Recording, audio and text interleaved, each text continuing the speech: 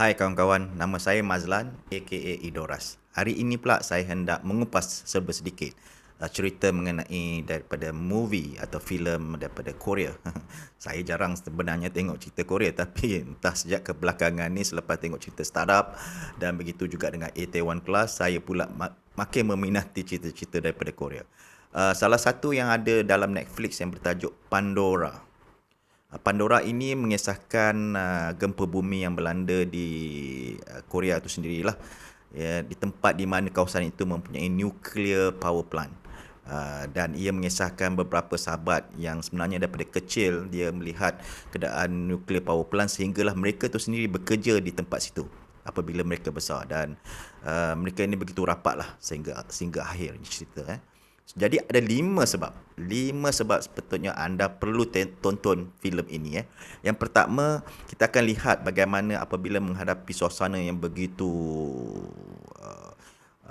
bencana yang amat besar, kita akan lihat reaksi dan persiapan menghadapi krisis ini. Jadi di Korea ni kita akan lihat bagaimana mereka menghadapi krisis ini. Adakah teratur ataupun tidak. So jadi dalam kedua, kita akan lihat bagaimana politik pula bila menghadapi dalam krisis-krisis yang genting ini, mereka bagaimana cuba menyampaikan mesej ini kepada orang ramai. Sama ada nak lari ataupun hendak secara aman ataupun tidak menceritakan kesemuanya. Kita akan lihat dua konflik di antara presiden itu sendiri dengan Perdana Menteri dia. Yang ketiga ialah pentingnya mencari alternatif yang dalam pelbagaian bila menghadapi krisis ini. Bila berlaku macam gini, adakah kita boleh selesaikannya? Jika ini tak boleh diselesaikan, bagaimana kita nak cari alternatif yang baru? Jadi kena fikir dengan cara yang cepat.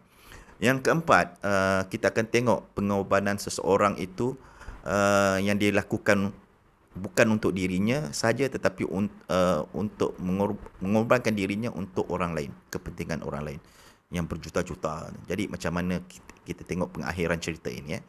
Jadi yang kelima, kita akan lihat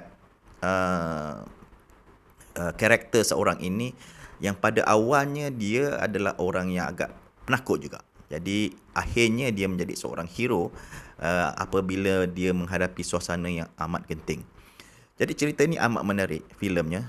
Walaupun banyak bercakap, tetapi ada juga action-action juga yang kita akan lihat. Terutama bila dah berlaku suasana gempa bumi dan nuclear plant ini diancam bencana dan agaknya akan meletup dan sebagainya. Jadi anda perlu tonton ni. Jadi tengoklah, ada 5 sebab yang saya katakan tadi. Sila tonton Pandora.